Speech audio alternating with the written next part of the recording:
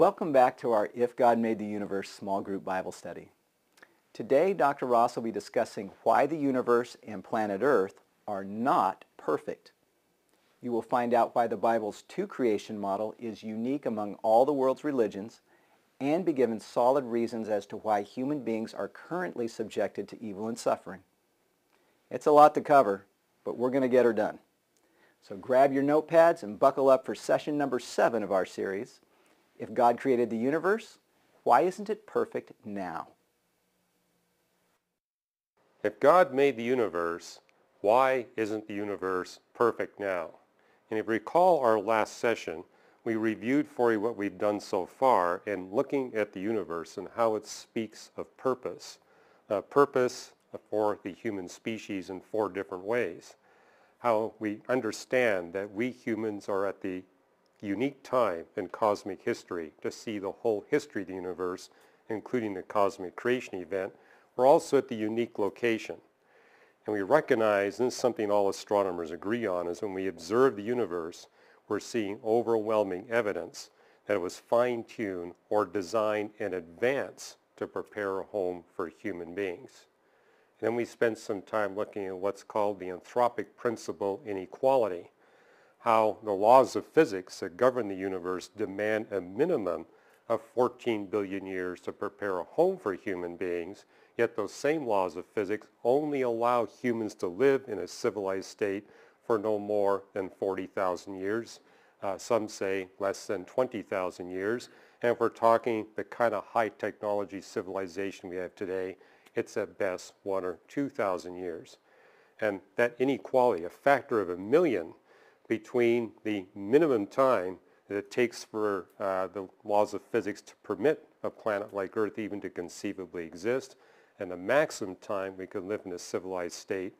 We use the analogy of the wedding ceremony to make the point that the only way to explain that enormous inequality is that someone beyond the cosmos must have a very high value and a very high purpose for the human species. Then last of all, we looked at how the physics of the universe is optimally designed in order to restrain the expression of evil. In other words, it looks like the entire universe was designed with the problem of human evil and suffering in mind. And given that we see these scientific evidences for purpose for the human species, it really challenges something that was taught in a course I took from Carl Sagan at the University of Toronto, and something he repeated in his famous series Cosmos and his book by the same title. The universe is all there is or was or ever will be. But if the universe is all there is or was or ever will be, then we must be utterly bereft of any possible hope, purpose, or destiny. Because as the universe continues to expand, a time would come when stars stop forming, stars will burn out. That means there'll be a catastrophic drop in energy flow from hot bodies to cold bodies that will eventually eliminate the possibility of metabolic reactions and protein folding, which means at that point all life comes to an end. And with the death of all life would be the end of any possible consciousness, hope, purpose, or destiny for any life anywhere in the universe. But notice we've just laid out 4 evidences, and there's a lot more that we've laid out in our book, demonstrating that we do have ultimate hope, purpose, and destiny. So something's wrong with Carl Sagan's presupposition that the universe is all there is or was or ever will be.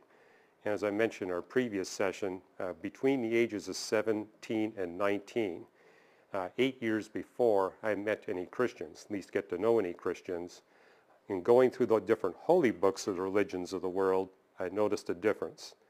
Everything outside of the Bible was talking about a single creation that God restores, or the gods restore.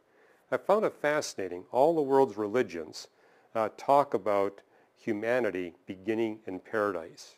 They also all agree that humanity lost paradise, but where they depart from the Bible is saying that God's going to restore us to paradise. What I found in the Bible that was different is that it teaches a 2 creation model rather than a 1 creation model. So the other religions talk about the universe and how God's going to restore the universe and restore humanity. And the Bible talks about two creations. And what I want to review for you in this session is give you an outline of the Bible's two creation model, because it really helps us understand why the physics of the universe is designed the way that it is. And we begin in the early chapters of Genesis. You also see this in Job 38 and 39 and Psalm 104, that God creates and designs the universe and planet Earth for the specific benefit of human beings. It's not just life. As you go through all the creation accounts in the Bible, all 24 plus creation accounts, you can't avoid the conclusion that the design is all for human beings. Yes, God does design it for life, but a specific attention is preparing everything for human beings. And once everything is set up right physically for the entry of the human species, God immediately creates Adam and Eve. He doesn't dawdle. The very moment that the windows that we talked about open to permit the existence of humans in a civilized state, God steps in and immediately creates Adam and Eve. And it tells us that he created Adam outside the garden, placed him in the garden. Eve was created in the garden, and refers to this Garden of Eden as a paradisical state. And so Adam and Eve enjoyed fellowship with their Creator there, enjoyed fellowship with one another, and they enjoyed fellowship with all the higher animals that God created, and it was a wonderful experience. But in the midst of that wonderful experience, God allowed Adam and Eve to be put to the test, and allowed them to be put to the test by none other than Satan. Now the significant point there is Satan is an angel, the most powerful angel that God ever created, the most powerful being that God created. And he was the one that first rebelled against the authority of God. Adam was not the first sinner. Satan was the first sinner. But notice that the first sinner is the most powerful being that God ever created. And so here's Adam and Eve being subjected to temptation by the most powerful being that God ever made. Now I want you to notice that God had the option of putting a gigantic barbed wire gate around the Garden of Eden or whatever else it takes to keep the angels out. He could have kept Satan out for the rest of eternity. And the tree of life was in the Garden of Eden. Adam and Eve could have lived forever in paradise. For some reason, God did not want Adam and Eve to spend the rest of eternity in paradise. He had something far better in mind for the human species. And that's why he opened the gate to the Garden of Eden and permitted Satan to come in to test and tempt Adam and Eve. So there was a good purpose in God permitting, God's an all-loving being. There's a good purpose in him allowing Satan to come in and put Adam and Eve to the test. And I say that because a lot of people complain and say, if God really loved us, why didn't he just keep that guy out of the garden? But no, God's decision was to invite him to come into the garden. Now, to give you some appreciation for that, I'm going to show you a little certificate that was given to me many years ago. And my wife framed this for me. So it is my PhD certificate given to me by the University of Toronto. And it's because of this certificate that I am able to sleep at night. And so in looking at this, I want you to tell me, what is it about this certificate that prevents me from having terrifying nightmares every night? Anybody got a clue? You don't have to do it again. Exactly. What this degree, and it's the only degree that you can get at the university level that has this property, this piece of certificate guarantees that never again will I have to be tested for my competency in astronomy.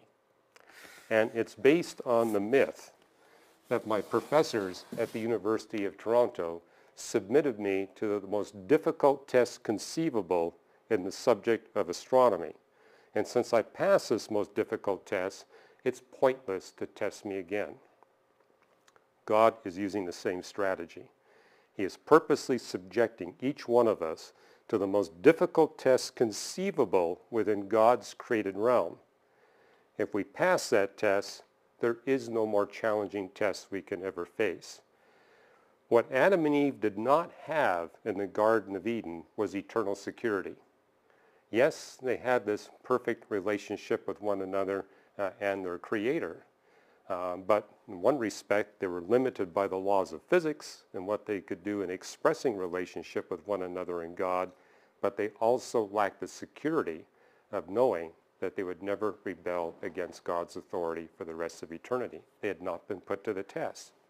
And that's something you see about the biblical doctrine of heaven. No one goes to heaven unless they first go through the test. In fact, you'll see in the book of Revelation that there comes a time when Jesus himself returns to the earth and sets up a situation that's very much akin to paradise in the Garden of Eden. But at the end of that experiment, God releases Satan for a short period of time. What does the text say? To test the children born during that era. No one gets to go to the kingdom of heaven, the new creation, without being put to the test. No one gets to go there unless they've been subjected to the most difficult tests. But let me give you another analogy from my University of Toronto experience. I remember the first day I arrived at the University of Toronto to start my graduate education. And there were 13 of us freshman graduate students. And the astronomy professors got us all together and said, this is the University of Toronto. It's the top university in that country. And he says, we all know that you men and women here are intelligent and prepared to work very hard. But we don't care how bright you are. We don't care how hardworking you are. We don't care how much you already know. You will not make it through this program if you don't receive our help. And we're here to help you through this challenging program. It's the same with the Christian faith. None of us can pass the most difficult tests that God is throwing at us. But we have the kind professor, Jesus Christ himself. He is there to assist us, to help us pass this most challenging test if we want his assistance. He doesn't force himself upon us, just like our professors at the University of Toronto didn't force themselves upon us. They said, it's your option. You come to us. We're not going to go to you. But we are here to help you. It's the same analogy. Well, that's not all of it. The laws of physics in the universe are not only set up in such a way that it can restrain the expression of evil, those laws of physics are also optimally set up so that the creator of the universe himself can come, the incarnate Christ, man and God can come into our realm, subject himself to the laws of physics, and in so doing, pay the redemptive price for all the offenses we've committed against God and against one another. And you need to appreciate that. That's one reason why the laws of physics are set up the way they are, is to make it possible for that atonement price to be paid on the cross, and for God himself to suffer that redemptive price and then rise bodily from the dead. So it's God that conquers evil. We don't conquer evil. God allows us to be subjected to evil, but he's the one that personally conquers evil. And then he brings his redemptive offer to all people groups. Again, he's a gentleman. He doesn't force himself upon us, but he pays that redemptive price and makes it clear to all of humanity that that price has been paid. And then he waits to see who will accept the offer and who will reject the offer. And then there comes a time, as it tells us in Romans 8, we've already looked at the text, when the fullness of the number of people in all the different people groups of the world who are going to choose to receive that redemptive offer will have received that redemptive offer. And at that very moment, God permanently removes evil from his created realm. And at that point, the universe will have fulfilled its purpose. And that's when God removes the universe from existence. He spoke it into existence, Genesis 1:1, Hebrews 11:3. There comes a time when evil is not only conquered, but permanently removed. At that point, God speaks the universe out of existence and replaces it with a brand new created realm, the new creation. The last creation account in the Bible, Revelation 21 and 22, describes this new creation. And it tells us that redeemed humans will rule over the angels and whatever else God chooses to create in the new creation. I mean, it tells us in the book of Revelation that once he sets that new creation up, he'll once again engage in creative activity. And whatever he creates, we'll be there to rule as magistrates and teachers, judges, and instructors over what or whoever he creates the new creation, and also all the angels. And you say, why the angels? The angels are with God. I'm talking not about the fallen angels or the demons, but the righteous angels. They are with God. They see him all the time.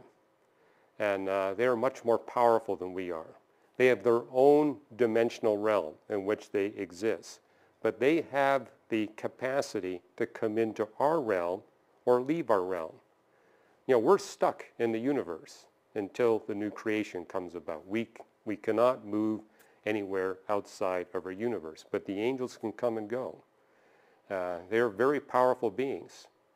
And yet we're told in the new creation we will be ruling over the angels and teaching and instructing them. Why?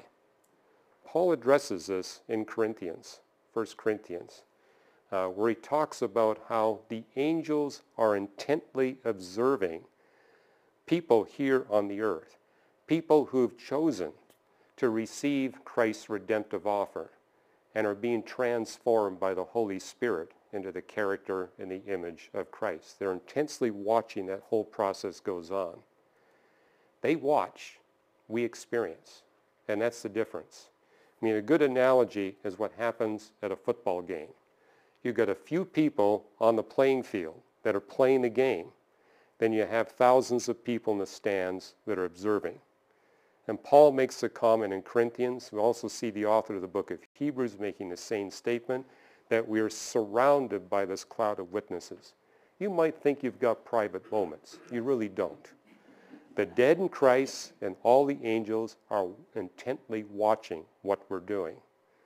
And the angels are watching us to learn about the grace of God. They have to learn about God's grace through observation. We get to learn about God's grace through personal experience. And it's that personal experience that is going to equip us to be able to rule over the angels and teach and instruct them about the grace that we have experienced and the grace that we've been able to comprehend and understand in a way that's not possible for them. You know, a scripture verse I'd like to read to you is out of the book of Romans, chapter 8. And it says, those who are led by the Spirit of God are sons of God. If we are children, then we are heirs, heirs of God and co-heirs of Christ, if indeed we share in his sufferings, in order that we may also share in his glory. So we human beings are of extreme value in God's sight. We are the one species of life that he has created that is the benefactors of his grace. And this is what is going to prepare us and equip us to take up our future roles in the new creation. In our next session, we're going to talk about the new creation. But it's not like we're going to be sitting on clouds, playing harps, wearing white clothes. No, we're going to have specific occupations. Each one of us is going to have a different occupation. And it's because of the high calling of that occupation that God puts us through the evil, the suffering, the pain that we're going through right now. All of it is preparation for what we'll be doing in the future in the new creation. Of course, it also plays a role in preparing us for our jobs here on earth.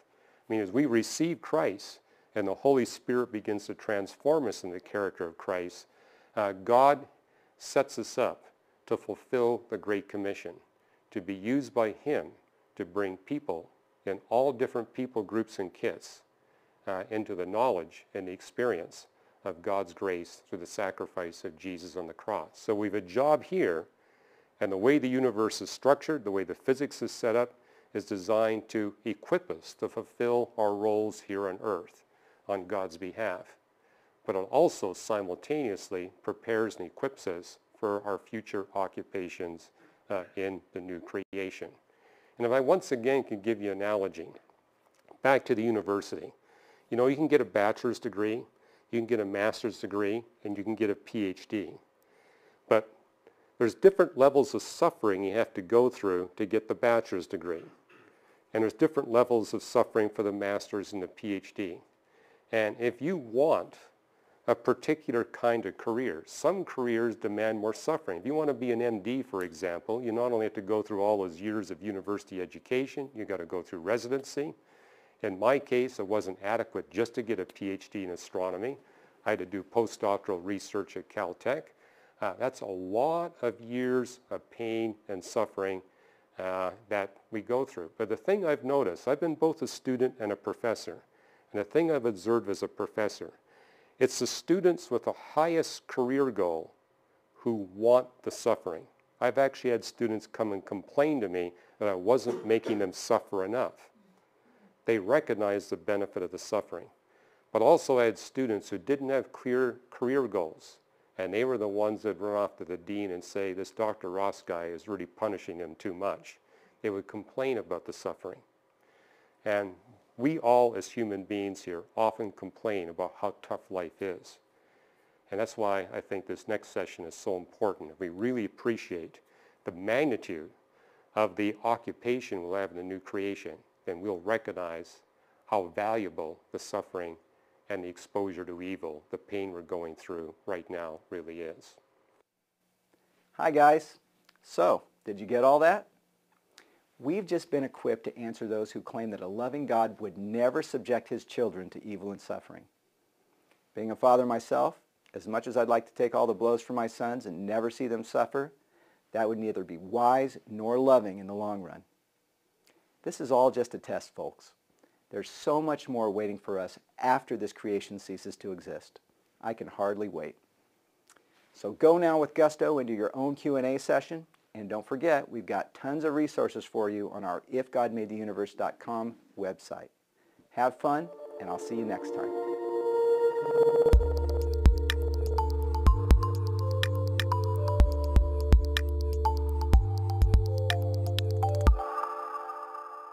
The preceding program was brought to you by Reasons to Believe and NRB TV.